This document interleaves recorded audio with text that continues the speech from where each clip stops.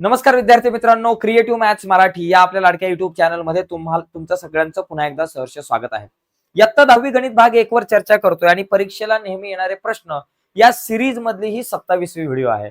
या अगोदर आपण 26 वेगवेगळ्या प्रकारच्या व्हिडिओ गणित भाग 1 च्या बघितलेल्या आहेत आणि या सगळ्या सिरीज मध्ये आपण अशीच गणितं बघतो की जी गणितं बोर्डाच्या परीक्षेच्या अनुषंगाने इम्पॉर्टंट आहे.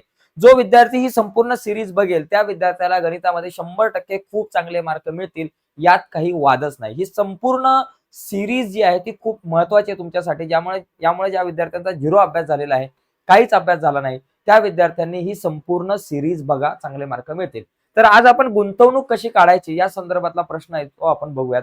तर हा प्रश्न बघण्याच्या अगोदर एक रिक्वेस्ट आहे, जर तुम्ही नवीन असाल आपल्या चॅनलवर, अजूनपर्यंत चॅनल सबस्क्राईब नसेल केला मित्रांनो, तर आत्ताच आपला चॅनल सबस्क्राईब करा आणि त्या बाजूला असलेलं बेलचं बटन सुद्धा दाबा, जेणेकरून मी अपलोड केलेल्या प्रत्येक नवीन व्हिडिओची नोटिफिकेशन सगळ्यात अगोदर तुमच्यापर्यंत पोहोचेल. चला जाऊयात पुढे. तर बघा या ठिकाणी हा प्रश्न काय आहे बघा, समजून घ्या. आणि तो समजून घेण्याच्या अगोदर एक सांगतो की गुंतवणूक जी आहे ती नेमकी कशावर काढतात. लक्षात घ्या, गुंतवणूक म्हणजे काय. उदाहरणार्थ एखादा व्यक्ती आहे, लक्षात घ्या, त्याने शेअर्स खरेदी केले. शेअर बाजार भाव लक्षात घ्या, शेअरचा समजा बाजार भाव एखाद्या शेअरचा समजा 70 रुपये, 70 रुपये. ओके. आणि याच शेअरची दर्शनी किंमत, बरं का, लक्षात घ्या, दर्शनी किंमत, या शेअरची दर्शनी किंमत समजा दिलेली आहे ₹100 आणि बाजार भाव 70 आहे. आणि समजा एखाद्या व्यक्तीने 100 शेअर्स घेतले. किती? 100 शेअर्स घेतले. तर मग त्याची गुंतवणूक किती, त्याला किती रुपये खर्च करावे लागले असतील हे काढायचंय. मग त्यासाठी मग तुम्ही 100 ने गुणायचं का 70 ने गुणायचं 100 ला? या 100 ला 100 ने गुणायचं का 70 ने? कारण दर्शनी किंमत 100 रुपये, बाजार भाव 70 रुपये. तर लक्षात घ्या मित्रांनो, ज्यावेळेस तुम्ही शेअर खरेदी कराल किंवा विक्री कराल त्यावेळेस तो बाजार भावावरच त्याचं सगळं कॅल्क्युलेशन होतं. शेअरची खरेदी करताना जो बाजार भाव आहे त्याच्यावर आपण खरेदी करतो, दर्शनी किमतीवरती खरेदी करत नाही. त्याच्यामुळे किती रुपये गुंतवणूक असेल इथं? 100 गुणिले 70 बरोबर 7,000 रुपयाची या ठिकाणी इथं गुंतवणूक असेल. तर अशा प्रकारचा प्रश्न समजून घ्या. ज्यावेळेस शेअरची किंमत किंवा विक्री किंमत किंवा खरेदी किंमत, शेअर विकला जातो, खरेदी केला जातो, तो त्याच्या बाजार भावावरती खरेदी केला जातो, दर्शनी किमतीवरती नाही. तर या अनुषंगाने आपण आता इथे एक प्रश्न बघूयात. आपल्याला जो प्रश्न दिलाय, या प्रश्नामध्ये मला काय दिलंय बघा, बरेचसे प्रश्न आहेत इथं.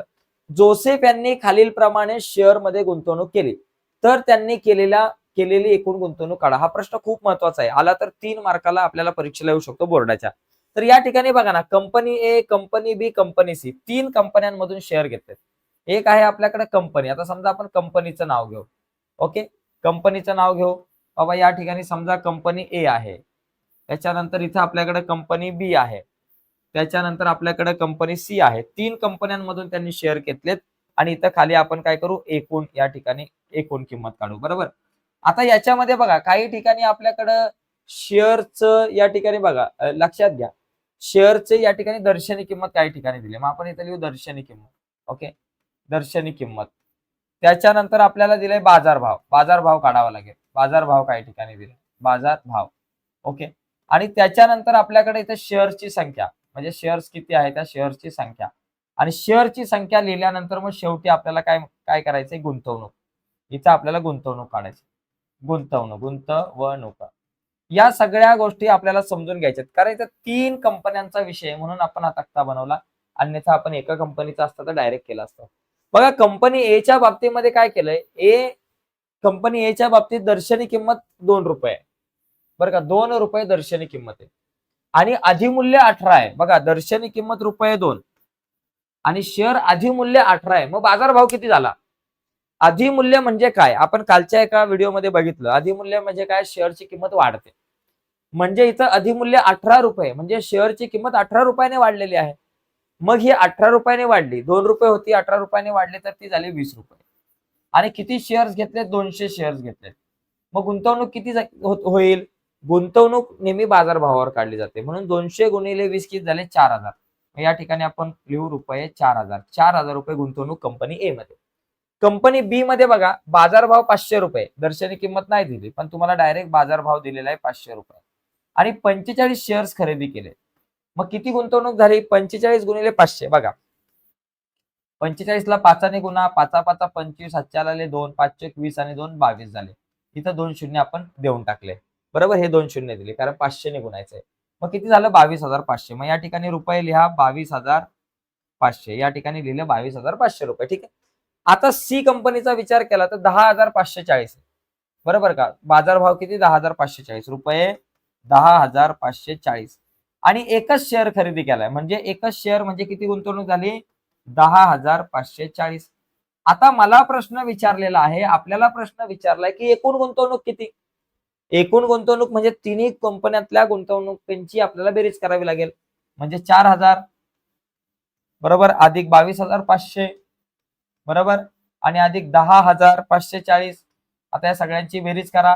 इथं हे 0 0 आणि 0 0 0 4 4 5 आणि 5 10चे 0 हातच्याला 1 4 5 6 7 37,340 रुपये 37,340. बघा लक्षात घ्या रुपये 37,340 एवढी या ठिकाणी सॉरी 37,340 नाही फक्त 37,040 आहे.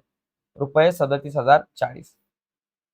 ओके एवढी गुंतवणूक असेल तर अशा प्रकारे आपल्याला गुंतवणूक काढता आली पाहिजे. मी बाजूला होतो याचा स्क्रीनशॉट वगैरे जर तुम्हाला घ्यायचा असेल तर तुम्ही घेऊ शकता. ठीक आहे. येस.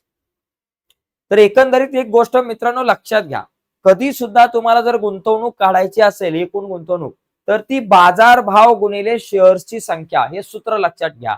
दर्शनी किंमत काही दिले त्याच्याशी काही घेणं देणं नाही आपल्याला गुंतवणुकीवरती. बाजार भाव गुणिले शेअरची एकूण संख्या केलं की आपली गुंतवणूक आपल्याला मिळणार आहे.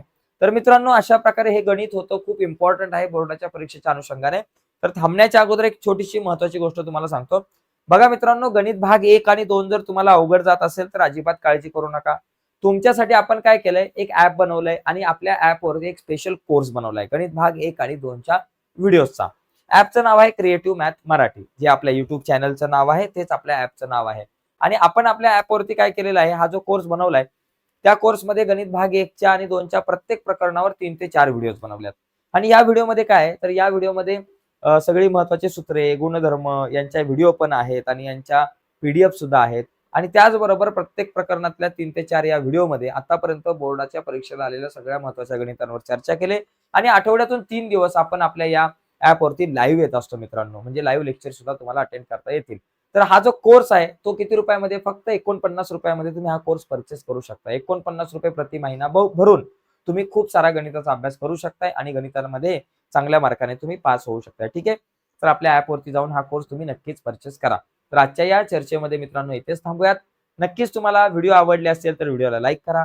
नवीन असाल तुम्ही आपल्या युट्यूब चॅनलवर आणि अजूनपर्यंत आपला चॅनल सबस्क्राईब नसेल केला तर आत्ताच आपला चॅनल सबस्क्राईब करून त्या बाजूला असलेलं बेलचं बटन दाबायला विसरू नका.